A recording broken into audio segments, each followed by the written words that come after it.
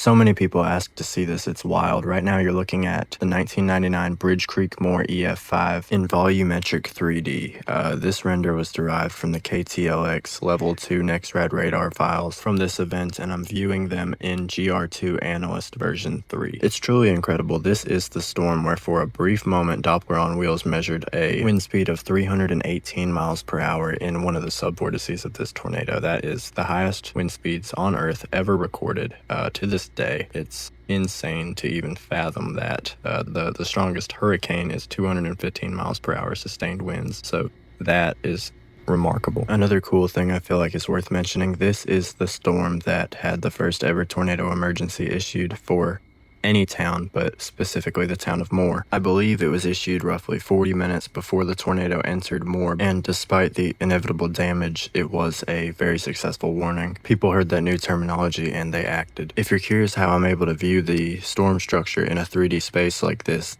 software utilizes the fact that every Doppler weather radar scans at multiple different altitudes throughout the atmosphere, and it can stitch all of those scans together, kind of fill in the gaps, and present you with something that is truly very accurate to what you would have seen. There are a few things that kind of change a little bit about what would be seen in real life versus what you're seeing in front of you now, but it's still better than just imagining.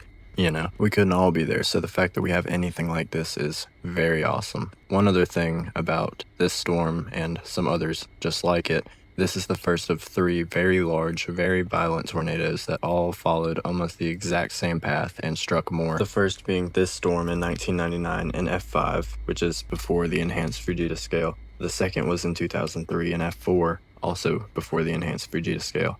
And finally the last, 2013, the EF5 Moore Oklahoma tornado, which devastated the town one final time. It's an incredibly sad story. There's a smoothing filter being applied to this reflectivity product, and that's really cleaning up the final image a lot. Back in 1999, the radar data was a lot lower resolution than what we have today. But with that being the case, it's still awesome that we can get any sort of seemingly high resolution 3D volumetric render, like what I'm showing you right now, out of a low resolution radar product from 1999. The software is goated, truly.